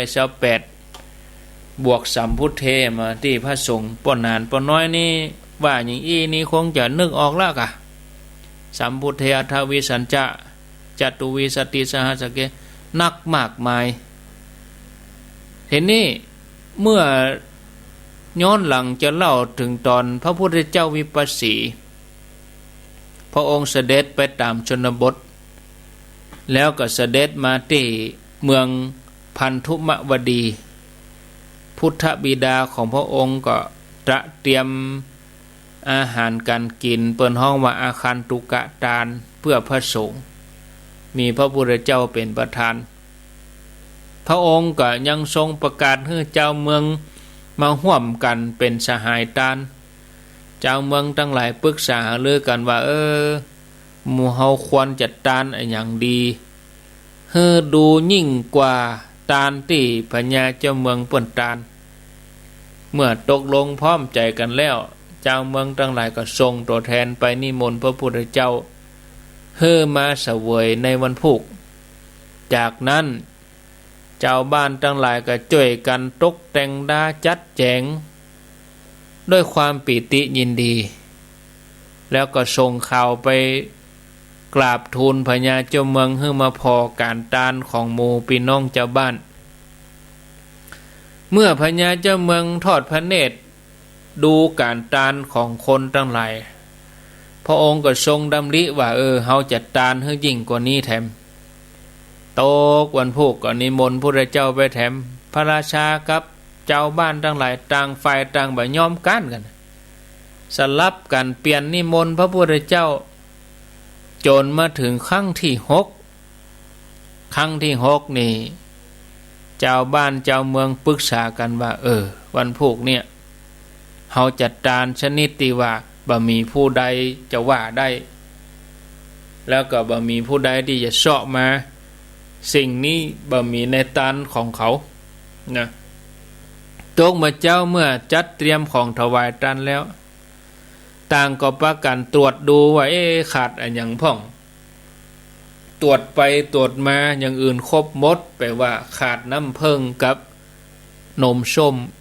นะ อย่างเปิ้นจะเอากวนเข้าเนี่ยกะเปิ้นจะเอากวนเข้ามาทุบประหยัดเองกะอันนี้ก็เหมือนกันอย่างอื่นครบหมด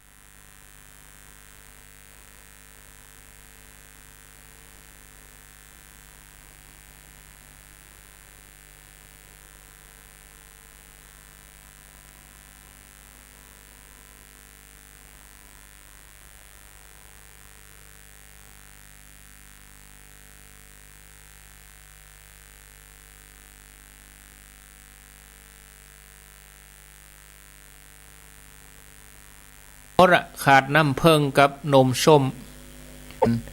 ลูกของตระกูลหนึ่งซึ่งมาจากแดนไกลก็พอให้พอดีจากเมืองพันธุมวดีตระกูลของพระศิวลีนี่เปิ้นมันนะญาติโยมโอ้ขยันขันแข็งเนาะวันหนึ่งจะต้องเดินทางเข้าเมืองก็ได้ถือหม้อนมส้มติดตัวไปโดยระวางทางก็หันใส่เพิ่งที่บ่มีตัวอาศัยอยู่แล้วก็เลยไปตัดกิ่งไม้ก็กำมาได้ลวงพึ่งพร้อมกับหม้อนมส้มก็เข้าเมืองไปเมื่อเจ้าเมืองหันใจหนุ่มชนบทกำลวงพึ่งมาก็ดีใจเข้าไปขอซื้อด้วยเงิน1 กหาปณะแป้งเหมือนกันเด้อสมัยนั้นคนทั้งหลายเจรจาไปเจรจามาก็ส่งเงินให้ด้วยความดีใจว่าไอ้หนุ่มนี่มันมาไก่มันต้องการสตางค์แน่มันเอาหม้อมาในหั่นก็บรรจุนมส้มแล้วก็มันก็กำลวงพึ่งมาเป็นสิ่งที่เขาต้องการพอดีหนุ่มชนบทก็คือพระศิวลีเนี่ยเปิ้นก็เกิดว่าโอ้น้ำเพิงลวงนี้มีราคาบันนักถึง1 กหาปณะแต่เป็นยันใดเนี่ยปัจจัยคนนี้ถึงยอมขอซื้อเราควรจะถามต้นสายปลายเหตุเดี๋ยวก่อนแล้วก็เลยแกล้งโกงราคาขึ้นมาว่ากหาปณะเดียวกะเฮามาขายนี่ล่ะเนี่ยเจ้าเมืองก็ปรับราคาขึ้นอันก็2 กหาปณะไปพระศิวลีอันเป็นใจหนุ่มนี่ก็มีปัญญาเนาะมาขายเตื้อเองกะเอาไปเอามาต่อขึ้นจนได้ปัน กหาปณะก่อนพดโธ่ศรัทธาญาติโยมเนาะศิวลีอันเป็นใจหนุ่มชนบทพิจารณาว่าเฮาบ่ควรจะเห่งขายเด้อเฮาควรจะไปถามหาความเห็นก่อนเขาต้องการซื้อในราคาแปลงอย่างเงี้ยจะเอาไปเนี่ยอย่างแน่ถามไปถามมาเป็นว่าเปิ้นจะเอาไปเป็นเครื่องครัวประกอบในการตานว่าเมื่อฮู้อย่างอี้กับเกิดกุศลกะเกิดเจตนากุศลก็เลยถามว่าการถวายทานครั้งเนี้ยเฉพาะเจาะจงแต่หมู่เมืองนี่เท่าอันกะคนอื่นสามารถร่วมทำบุญได้ก็นะบุรุษคนนั้นก็อธิบายว่าเรื่องการทำบุญในไผก็มีสิทธิ์ไผก็สามารถร่วมบุญด้วยกันทั้งนั้นบ่ได้จำเพาะเจาะจงว่าเฉพาะเจ้าเมืองนี่เท่าอันพอใจหนุ่มก็อันเป็นพระศิวลีได้ฟังอย่างอันก็ท่านอย่างอันก็ขอให้ท่านเนี่ยไปบอกเจ้าเมืองทั้งหลายว่าตัวข้าเนี่ยบักขายเพิ่งน้ำเพิ่งนี่ข้าบักขายนมส้มนี่ตัวข้ากับบักขายบ่ว่าจะเฮ้อราคาสูงตัวใดข้าก็บ่ยอมขายเฮ้อแต่ว่าเปิ้นยังมีแต่ว่าหยังคนทั้งหลายก็ถามแต่ว่าตัวข้านี่จะเอาตาลนะแต่ข้าต้องตาลด้วยมือตัวเองขอให้ท่านทั้งหลายเนี่ยให้ข้ามีส่วนร่วมกับบุญใหญ่นี่จะได้ก่อเจ้าเมืองทั้งหลายได้ยินอย่างนั้นก็สาธุเนี่ยเมื่อพระพุทธเจ้าเสด็จมาพร้อมกับพระสงฆ์มาถึงเจ้าเมืองทั้งหลายก็นิมนต์ให้เปิ้นนั่งแล้วก็ถวายข้าวต้มของเกี้ยวของฉันเมื่อถึงวาระของไผก็คนนั้นก็เอาของอันนั้นมาเกณฑ์เข้าแถวกันไปมาถึงวาระ มาถึงคิวของหนุ่มชนบทก็คือพระศิวลีในอดีตของเปิ้นเนี่ยเปิ้นก็ขยับเข้าใกล้ตีหนังพระเจ้าใจหนุ่มนี่ก็ทูลว่าพันเตฆาแด่พระองค์ผู้เจริญพระผู้มีพระภาคเจ้าสิ่งนี้เป็นเครื่องบรรณาการของคนยากขอพระองค์จงรับเครื่องบรรณาการของคนยากทั้งหลายด้วยเถิดก็มีกรรมที่เฮาสวดเหรอศรัทธาญาติโยมหลายท่านที่ไปทำวัดแปะขอจงรับเครื่องบรรณาการของคนยากทั้งหลายเฮาสวดกันนะพระพุทธเจ้าวิปัสสีพระองค์ก็ทรงใจบาตรรับน้ำเพิ่งกับนมส้มนั้นแล้วก็ทรงอธิษฐานว่าอย่าให้น้ำเพิ่งผสมนมส้มนี่หมดไปเสี่ยงไปจนกลัวกลบุตรนี้จะถวายได้พระสงฆ์จนครบหมดทุกรูปโดยพุทธานุภาพอันมีประมาณเหตุอัศจรรย์เกิดขึ้นพอใจนมนี่ตาลน้ำเพิ่งกับนมส้มนี่นะเอาใส่ในบาตรพระสงฆ์จนครบหมดเลยวะท่านผู้ฟังบ่มีเสี่ยงวะหลังจากที่พระองค์ได้เสวยภัตตาหารแล้วพระองค์ก็ได้ลุกไปใจหนุ่มนี่ก็มาขอปอนว่าข้าแด่พระผู้มีพระภาคเจ้าวันนี้ข้าพระองค์ได้หันเจ้าเมืองพันธุมวดีนำเครื่องสักการะมาถวายทานแด่พระพุทธเจ้าขอให้ข้าพระองค์ได้ส่วนในบุญนี้โดยอานิสงส์ของทานน้ำเพิ่งนมส้มเนี่ยขอให้ข้าพระองค์เป็นเลิศในลาภบักกันบอยากในอนาคตกำเตอะนี่นะพระพุทธเจ้าพระองค์ก็บอกว่าความสำเร็จจงมีแก่ท่านนี่จงสำเร็จดังปรารถนาพระองค์อนุโมทนาในการตันของพ่อใจหนุ่มนี้แล้วก็เจ้าเมืองทั้งหลายพระองค์เสด็จกับพระวิหารฝ่ายกุลบุตรนั้นก็ได้ตั้งใจทำบุญกุศลก็ติดตัวมาตลอดจนเสี่ยงอายุไขท่านก็ได้ท่องระวังเทวโลกกับมนุษยโลกตัวอันท่านผู้ฟังเขาจะหันได้ว่าบุญนี่เป็นสิ่งสำคัญเป็นเหตุแห่งความสำเร็จเป็นสิ่งที่ประกอบกันศรัทธาญาติโยมซึ่งบอกว่าบุญว่าบาปล้วนมีอยู่ในตัวเขาเนี่ยเป็นสิ่งที่ใกล้ตัวเขาที่สุดบ่ใจเป็นสิ่งไกลตัวนะคนส่วนใหญ่นี่เหมือนคนสายตายาวพอบาหันอย่างที่ใกล้ตัวเนาะอาจจะเกิดว่าเรื่องบุญเรื่องบาปนี่เป็นเรื่องไกลตัวก็เลยประมาทบ่ได้อยู่ตานบ่ได้รักษาศีลบ่ได้ภาวนาบ่ได้สั่งสมความดีอันใดพ่อแม่ศรัทธาญาติโยมท่านทั้งหลายท่านผู้ฟังอันที่จริงถึงบุญถึงบาปนี่เกิดขึ้นในใจของเฮาได้ตลอดเวลาเนาะจะเกิดจากการกระทำด้วยกายกาด้วยวาจากาด้วยใจกาอีน่ะก็ยังเป็นสิ่งที่จะติดตัวเฮาไปทุกภพทุกชาติมาจนถึงชาติสุดท้ายของชีวิตในวัฏสงสารนี้ถ้าเฮาได้สั่งสมบุญกุศลมาดีเฮาจะมีแต่ความปราบปลื้มยินดีไม่ไปจนถึงภพชาติสุดท้ายท่านผู้ฟังญาติโยมขอให้หมู่เฮาทั้งหลายทุกคน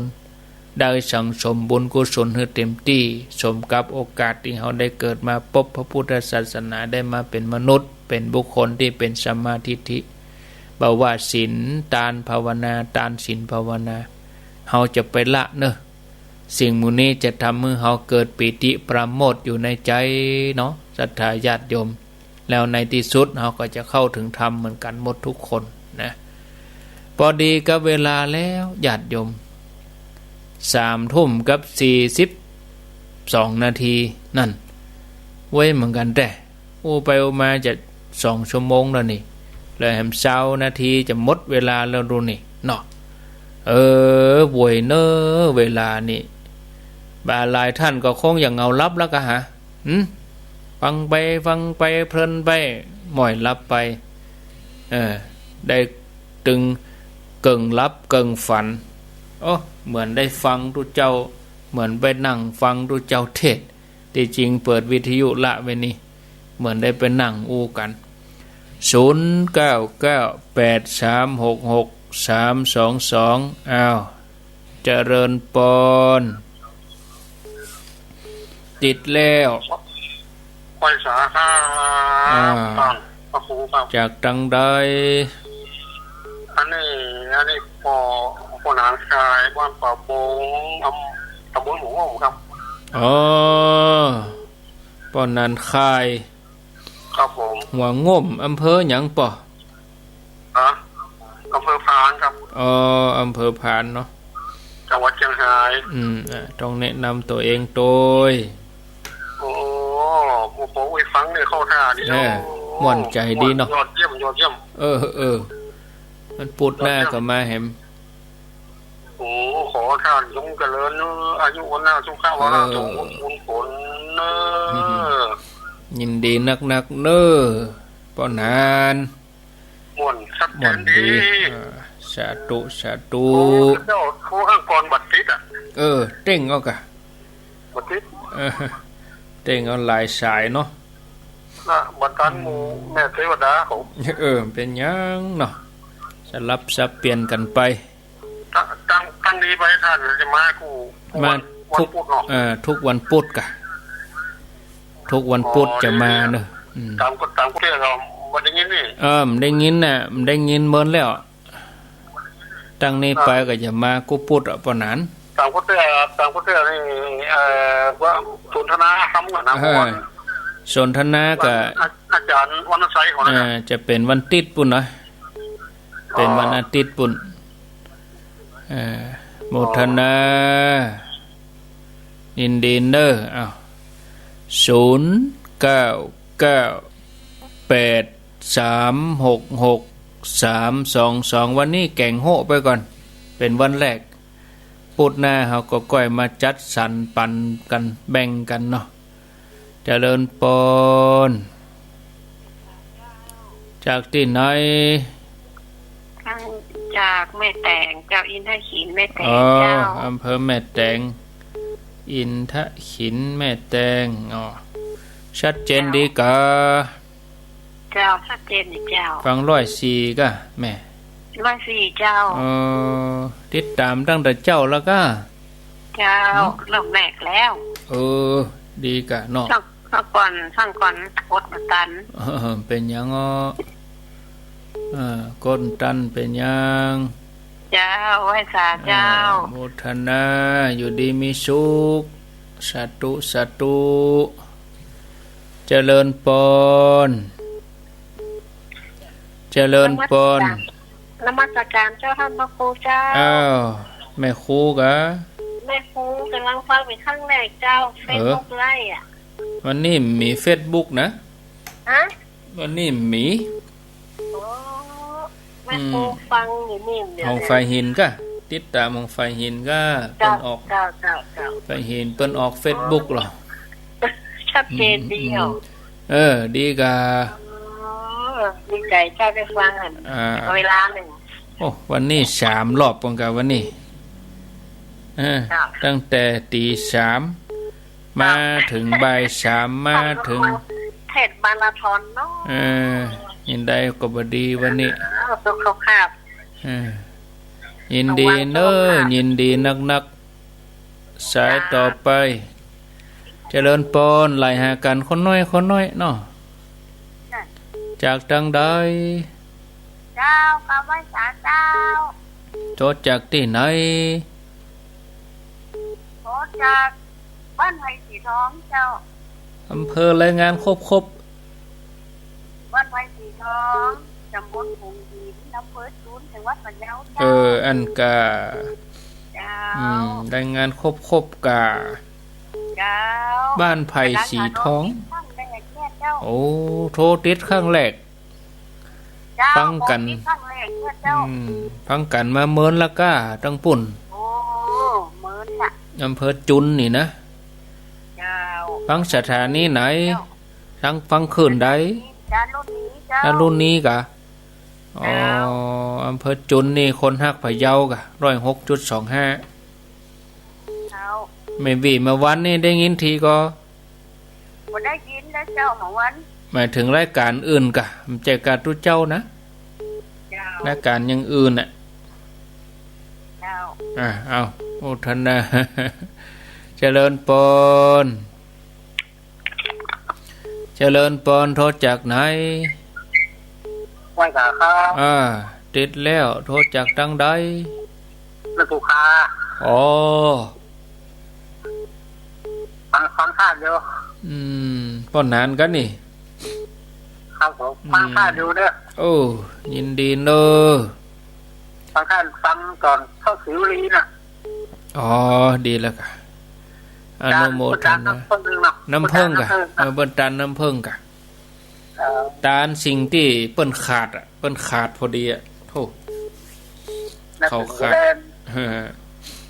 หรือถุงแรงแบบ นั่นนี่ส่งแหงเลยเนาะยินดีเนอโมทนา ไหว้ขาข้า ปูคาสันกำแพง0998366322เจริญปนเจริญปนติดแล้วเจ้าอยู่ที่ไหนอูดังแถมน้อย พะเยา อย่างนอนอยู่กับแม่มเดี๋ยวนี้ฮะนอนแล้วก็ อยู่พะเยา ว่าอ้นแม่นอนอยู่ก็นอน นั่นน่ะก็เสียงอ่ำเหมือนเปิ้นนอนน่ะ นอนอยู่ฟังวิทยุ อยู่บ้านหยัง อยู่ตำบลแม่นาเฮีย อ๋อแม่นาเฮือแม่นาเฮืออำเภอ มาอย่าเจียวมา อำเภอหยังแม่ ฮะ อำเภอหยังบอกครบกะตำบลอำเภอจังหวัดอีกอะ จากวัดพะเยา น่ะอำเภอหยังอ่ะ ตำบลแม่นาเลีย ยังกายอำเภอไปอยู่นี่ อำเภอหยัง อำเภอพะเยา อำเภอพะเยามีว่ะอำเภอพะเยาตำบลแม่นาเฮือนี่อำเภอหยังอำเภอจุนอำเภอแม่ใจอำเภอหยังแม่ แม่นาเฮีย เอ้ยอีนี่ถ้าอย่าคืนห่วงเอาเนอะอุ้ย แม่บอกครบกะตำบลอำเภอจังหวัดตำบลแม่นาเลีย ก็ถูกแล้วนะอำเภอ จังหวัดพะเยาน านเป็นยังข้ามอำเภอไปเหรอก็บ่เป็นยังมันเขียมยังได้เนี่ยบอกขึ้นกันในอำเภอเนี่ยฮะ อายุตัวใดอุ้ยอายุ75แล้วเจ้า75บัดโนมาดันเปิ้นโมทนาเนอไทยใครรับนี่ห้องเป็นนอนโทนี่บ่ใครชัดนอนโทเจริญปนครูบาเจ้าอีกาปิดวิทยุเหรอปิดวิทยุก่อนอำเภอแม่สายนี่เนอะแม่สายกะ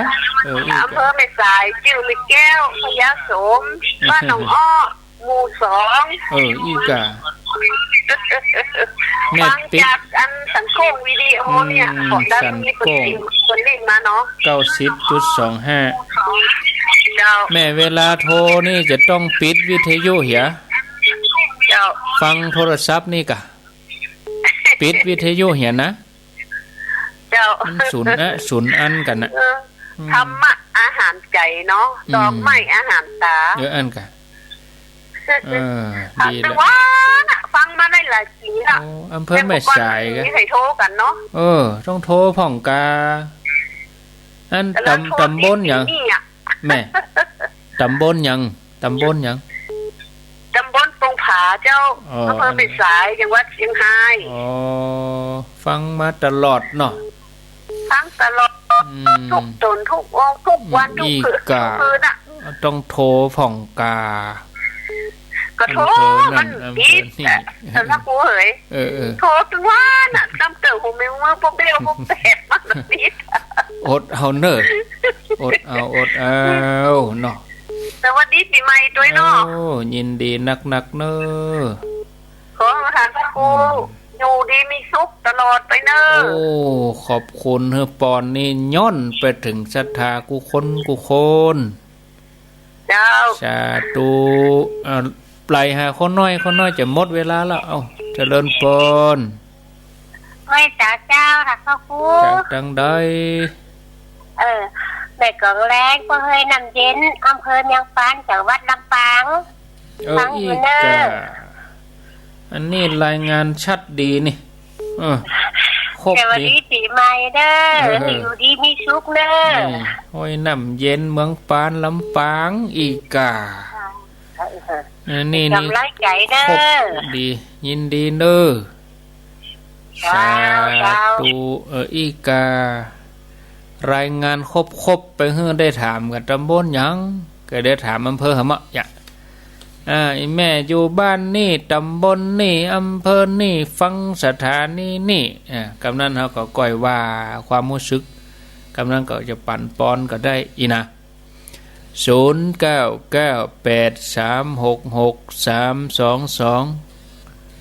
เจริญปอน ธรรมทการเจ้า โทษจากดังใด มาจากมีสาย โอ้มาเห็นแล้วแม่สายฮะ ตำบลอำเภออย่างแม่น้อยอยู่แม่สายวัดท่าสิงสารธนามานน่ะเหมือนเด็กน้อยก็จ้าง อีกาทบทวนกระบวนความเลยจือแม่น้อยอีกอะเจ้าจือแม่น้อยแม่น้อยอายุต่อใดแม่น้อยอายุ64เจ้า64อยู่รอ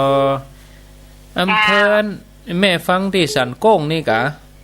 เจ้าฟังที่สันโก้งเจ้าชัดดีก่อนเจ้าติดตามตลอดเนาะ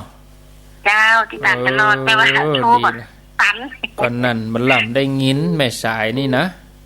เจ้าอำเภอแม่จันอำเภอแม่สายอำเภอเจียงแสนอย่าเจ้าโอ้ยินดีนักเนอะขอโชคดีปีใหม่นะเจ้าสาธุไปที่ไหนก็แนะนำจักจวนกันมาฟังเนอะจักจวนกันมาฟังโอ้เมื่อคืนนี่กว้างไปแม่สายชายแดน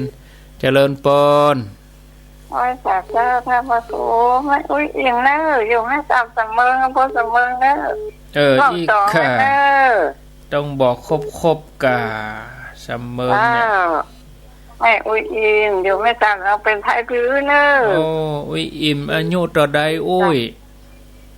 79จะ80แล้วล่ะอ๋อ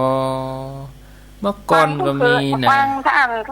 ฟังเสียงธรรมม่วนเนาะม่วนดีกะบักให้รับละฟังเสียงธรรมม่วนกันนะอีแม่นี่เป็นไตลือกับแม่ขอโทษเนาะไทยลือเจ้าไตลือนี่พะเยาบ่กับแม่นนะเนาะพะเยาเพิ่นก็มีนะพะเยาเพิ่นก็มีโลดไตลือของเพิ่นวัฒนธรรมนะเดิมมันแต่ลูก12ปันนามาล่อโอ้ไอ้แม่นอู้ไตลือได้กะลองอู้ปั่นปอนนะปั่นปอนไตลือปั่นปอนเมื่อคืนนี่ก็อู้ไส้ย่องย่องปิ้นเลนนะโอเก่งนะ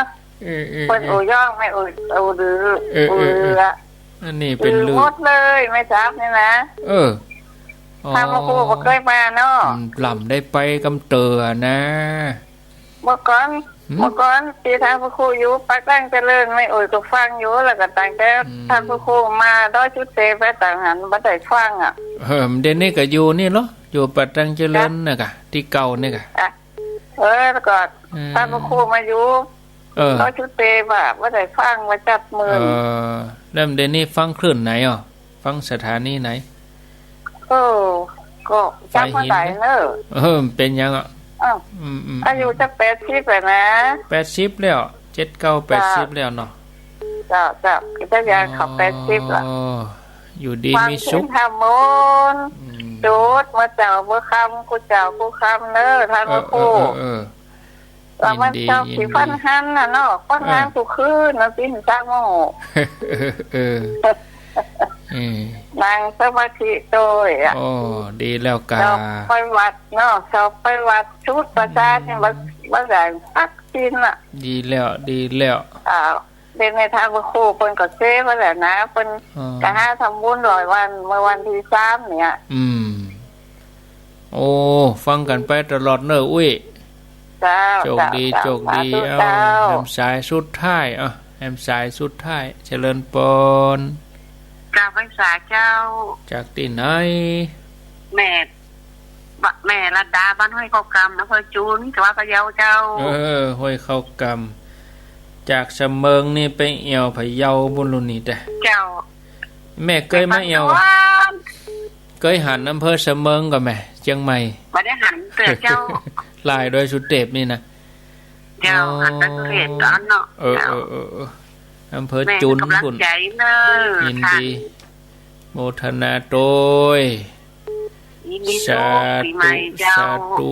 เอาละหมดเวลาศรัทธาเพื่อเวลาให้สถานีเปิ้นได้ตัดเข้ารายการอื่นปกติของเปิ้นไปเนาะขอบคุณเนอะทุก